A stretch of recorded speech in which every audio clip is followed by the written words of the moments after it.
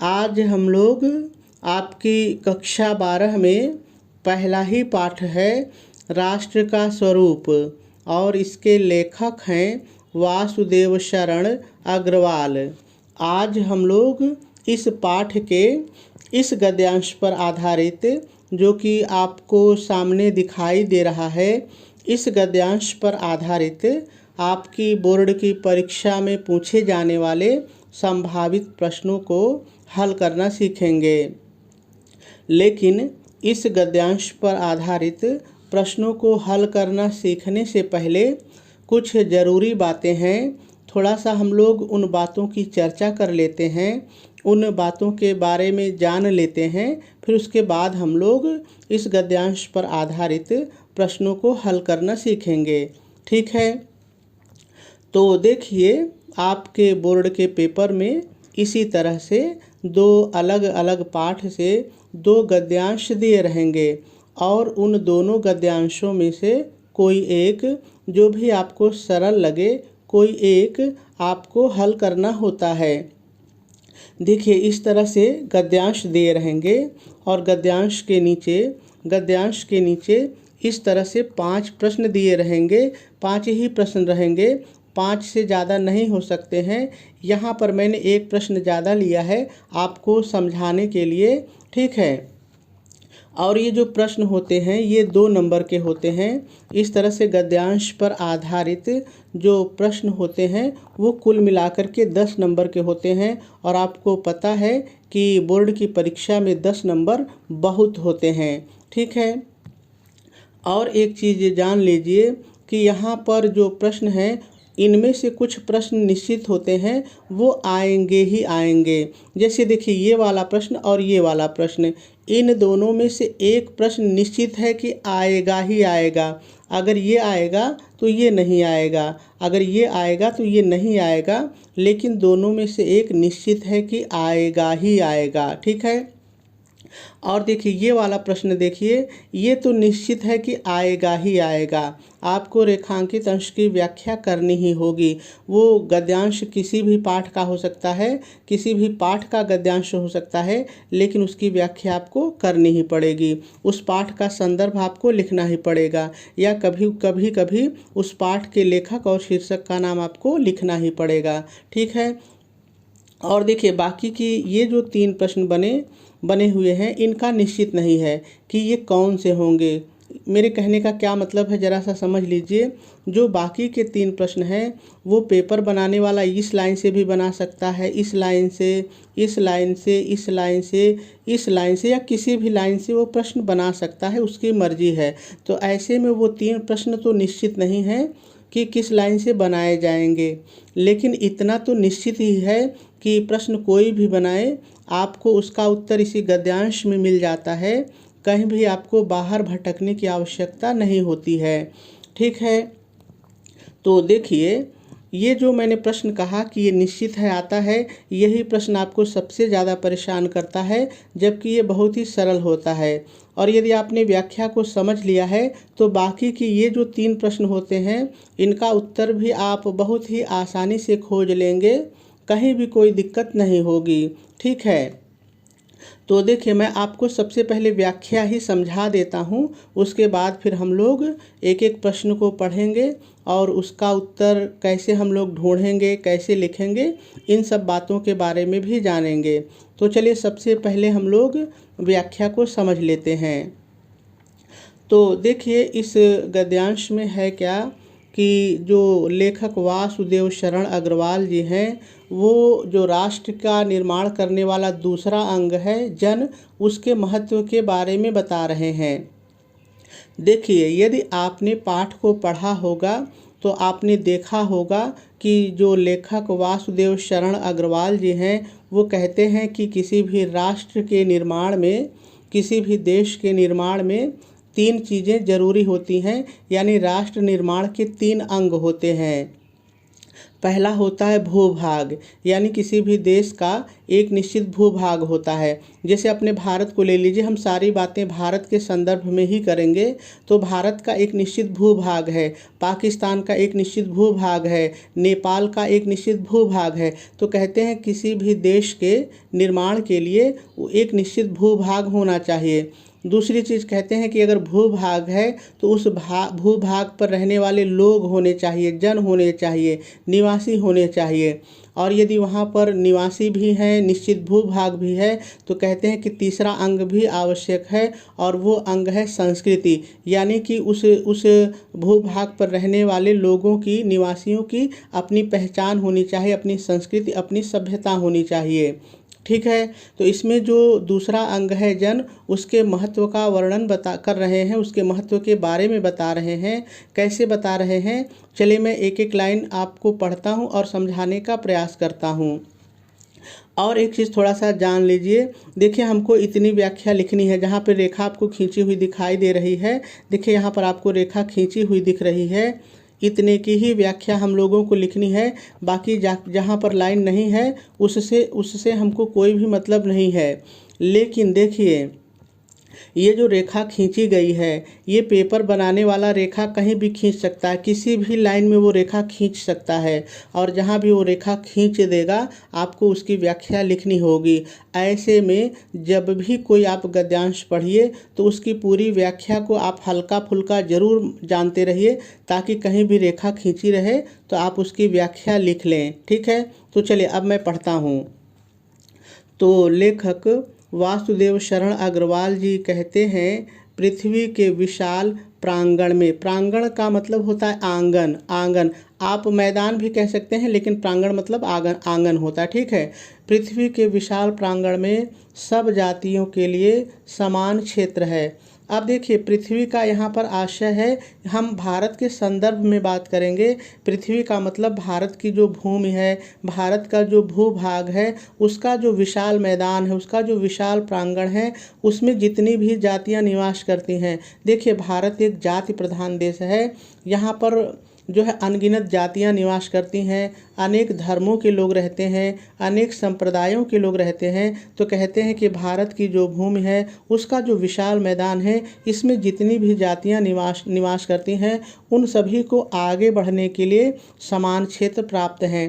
कहने का मतलब है कि जो भी लोग भारत में रहते हैं, वो बिजनेस करना चाहते हैं, नौकरी करना चाहते हैं, किसानी करना चाहते हैं, वो कैसे आगे बढ़ना चाहते हैं, उन सभी के लिए समान क्षेत्र है, समान अवसर है। ठीक है। अब आगे देखिए लेखक क्या कहते हैं। अब आगे लेखक कहते हैं समन्वय। देखिए, समन्वय का मतलब होता है सभी को मिलाकर, सभी को मिला करके, एक करके। ठीक है। तो कहते हैं समन्वय के मार्ग से भरपूर प्रगति और उन्नति करने का सबको एक जैसा अधिकार है। अब देखिए, यहाँ पर लेखक ये कह रहे हैं कि जितनी भी जातियाँ, जितने भी धर्म, जितने भी संप्रदाय के लोग हैं, सभी को आपस में मिल करके, सभी को एक साथ एक रास्ते पर चल करके भरपूर पूरी तरह से प्रगति और उन्नति करने का सबको एक जैसा अधिकार है। प्रगति और उन्नति करने का सबको एक जैसा अधिकार है। कोई किसी को आगे बढ़ने से रोक नहीं सकता है, सबको समान अवसर है। ठीक है। अब देखिए, जहाँ से रेखा खींची गई है, इसकी व्याख्या सुनिए, और इसी की व्याख्या हम लोगों को लिखनी है।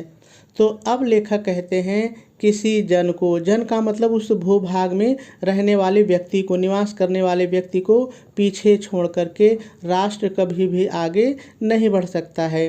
देखिए, यहाँ पर जो लेखक वासुदेव शरण अग्रवाल हैं, वो जो जन है, जो राष्ट्र के निर्माण का दूसरा अंग जन है, वहाँ पर निवास करने वाले लोग हैं, व्यक्ति हैं, उनके महत्व का वर्णन करते हुए कहते हैं कि किसी भी राष्ट्र में जो लोग निवास करते हैं, वो किसी भी जाति के हों, किसी भी धर्म के हों, किसी भी संप्रदाय के हों, चाहे जो भी हों, यदि हम उनको पीछे छोड़ दें और सोचें कि हमारा राष्ट्र आगे बढ़ जाएगा, तो फिर हमारा राष्ट्र कभी भी आगे नहीं बढ़ सकता है।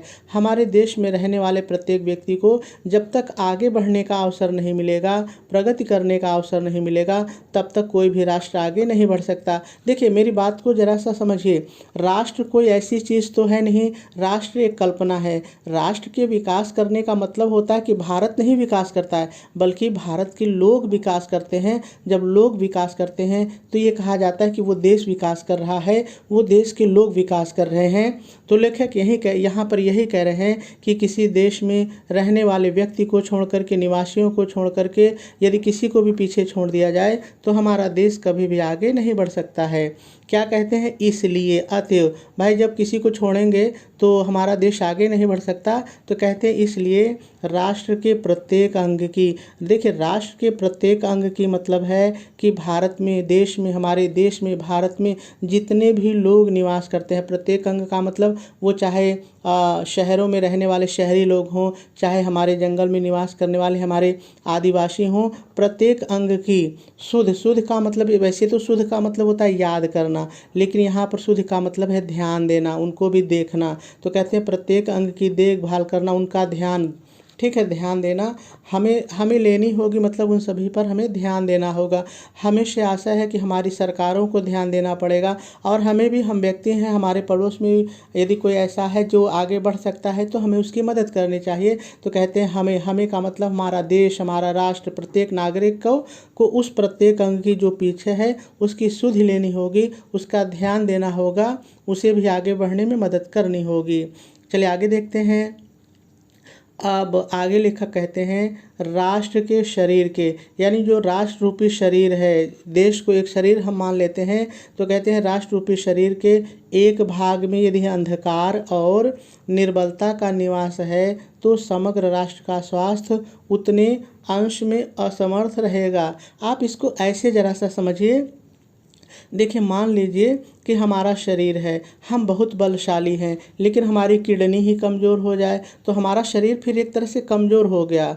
हो सकता है कि हम बहुत मजबूत हो, हमारे अंदर बहुत ताकत हो सकता है कि हमारा एक फेफड़ा ही खराब हो जाए, तो फिर ऐसे मजबूत शरीर का क्या करना है। तो यहाँ पर लेखक यही कह रहे हैं कि यदि शरीर के एक भाग में, यदि हमारे राष्ट्र के, हमारे देश के किसी भी एक भाग में अंधकार और निर्बलता, लोग कमज़ोर रहेंगे, कमज़ोर लोगों का निवास होगा, तो फिर पूरे देश का, पूरे राष्ट्र का जो स्वास्थ्य है, जो उसको आगे बढ़ने की जो उसकी प्रक्रिया है, उतना अंश असमर्थ रहेगा, उतना बेकार रहेगा।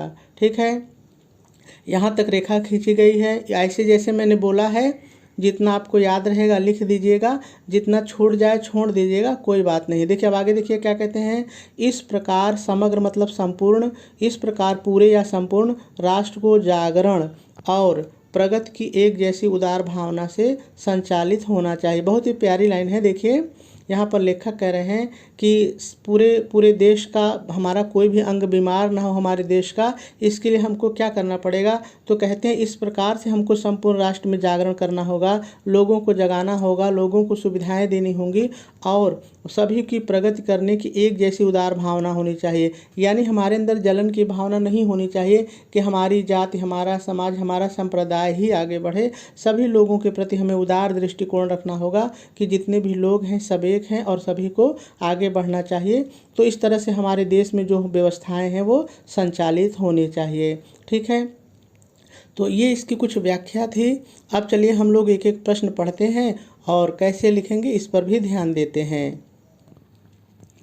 तो देखिए पहला प्रश्न आपसे पूछ रहा है, उपर्युक्त गद्यांश का संदर्भ लिखिए। तो देखिए संदर्भ लिखने के लिए आपको 3 चीज़ों की आवश्यकता होती है। पहला, आपको किताब का नाम मालूम होना चाहिए, ठीक है।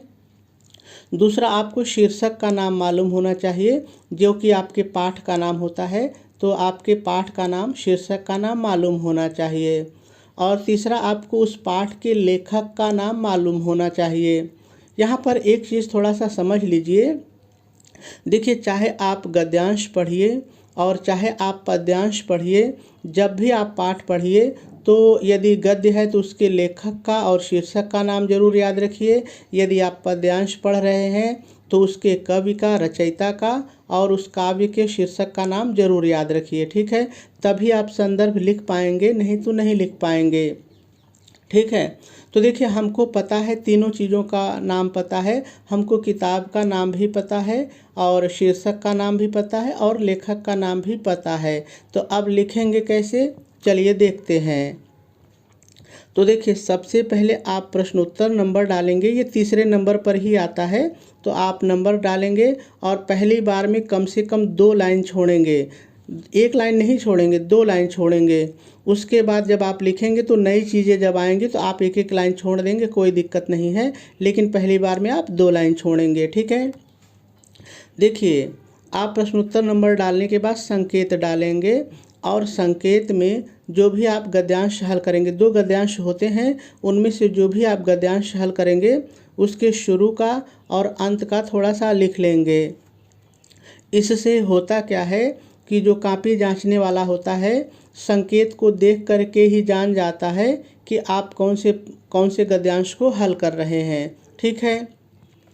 उसके बाद आप नंबरिंग करेंगे। देखिए ये मुख्य नंबर है और ये उप नंबर है, तो जो भी उप नंबर रहेगा डालेंगे और हेडिंग डालेंगे संदर्भ, और संदर्भ हेडिंग डाल करके लिखेंगे प्रस्तुत गद्यांश हमारी पाठ्य पुस्तक सामान्य हिंदी के गद्य खंड में संकलित राष्ट्र का स्वरूप नामक निबंध से उद्धृत है। इसके लेखक डॉक्टर वासुदेव शरण अग्रवाल जी हैं। और आपका संदर्भ यानी पहला प्रश्न पूरा हो जाएगा। यहाँ पर एक चीज़ आपको ध्यान देनी है। देखिए यदि आप विज्ञान के विद्यार्थी हैं तब आप लिखेंगे सामान्य हिंदी, लेकिन यदि आप कला वर्ग के विद्यार्थी हैं तब केवल आप हिंदी लिखेंगे। देखिए ये किताब का नाम है। जब हम लोग पढ़ते थे तो हम लोगों की किताब का नाम होता था गद्य गरिमा, तो हम लोग यहाँ पर गद्य गरिमा लिखते थे। तो आप किताब का नाम क्या है देख लीजिए और वही यहाँ पर लिखिए, ठीक है। और देखिए ये जो 3 चीज़ें होती हैं, आप इसको ऐसे ही काले रंग की पेन से और सिंगल इन्वर्टेड कामा में लिखिएगा, ठीक है। चलिए अब दूसरा प्रश्न पढ़ते हैं। दूसरा प्रश्न आपसे कह रहा है कि उपर्युक्त गद्यांश के लेखक एवं शीर्षक का नाम लिखिए। अब कैसे लिखेंगे चलिए देख लेते हैं। तो देखिए जब आपके पहले प्रश्न का उत्तर पूरा हो जाए तो 1 लाइन छोड़ेंगे, नंबरिंग करेंगे और लिखेंगे उपर्युक्त गद्यांश के शीर्षक का नाम राष्ट्र का स्वरूप और लेखक का नाम डॉक्टर वासुदेव शरण अग्रवाल है। पूर्ण विराम लगा देंगे और इसका उत्तर भी पूरा हो जाएगा। चलिए अगला प्रश्न पढ़ते हैं।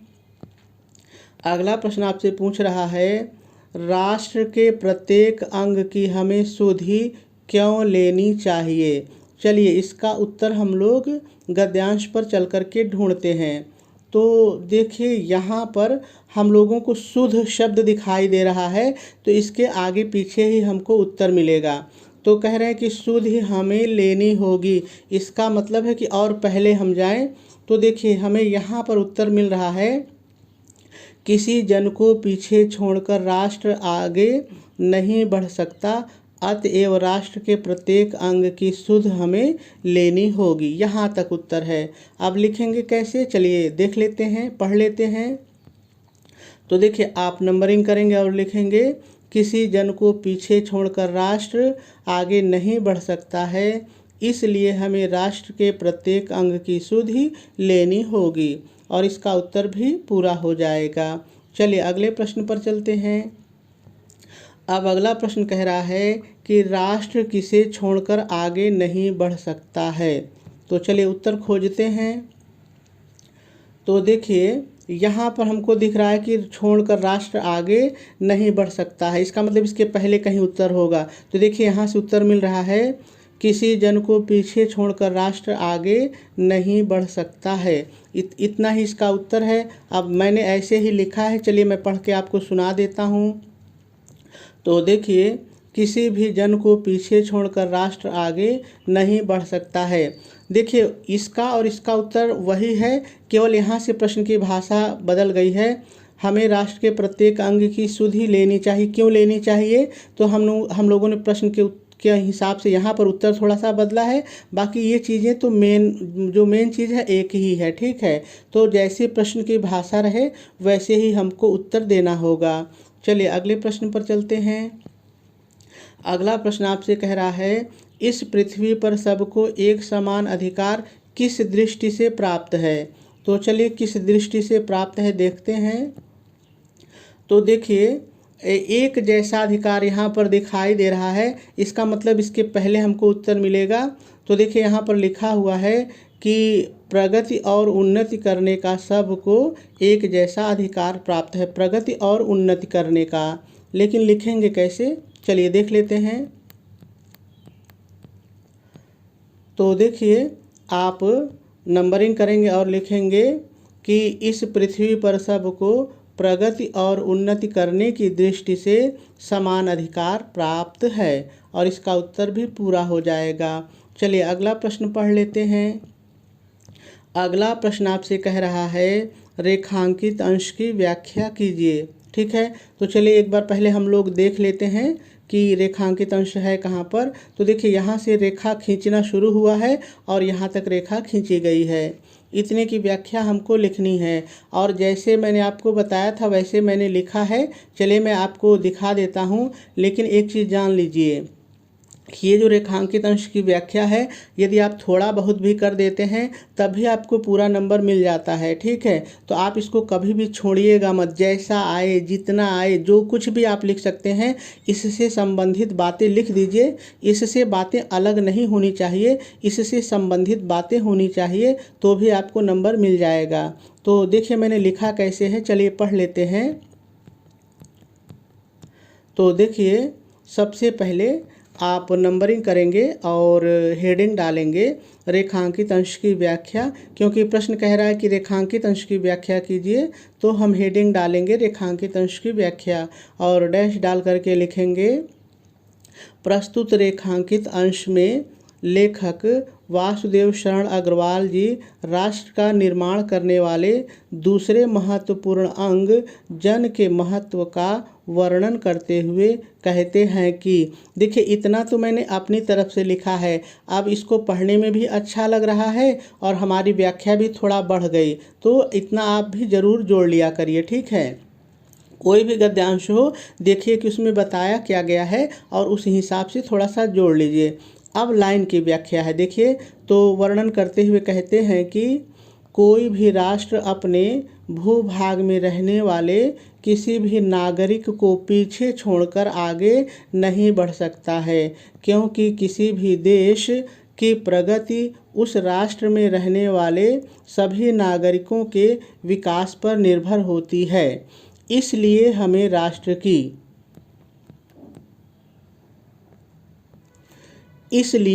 राष्ट्र की प्रगति के लिए सभी जाति, धर्म, संप्रदाय और क्षेत्र का ध्यान रखना होगा। आगे लेखक कहते हैं कि, अब देखिए जैसे मैंने लिखा है कि आगे लेखक कहते हैं कि, तो बीच बीच में जब कहीं आपको वाक्य बनाने में दिक्कत हो तो आप एक दो जगह इसको जोड़ सकते हैं कि आगे लेखक कहते हैं कि। ठीक है, आगे लेखक कहते हैं कि यदि राष्ट्र रूपी शरीर के किसी भी भाग में अंधकार और निर्बलता विद्यमान रहेगी तो केवल वह क्षेत्र ही नहीं अपितु संपूर्ण राष्ट्र प्रभावित होगा, और इस प्रश्न का उत्तर भी पूरा हो जाएगा।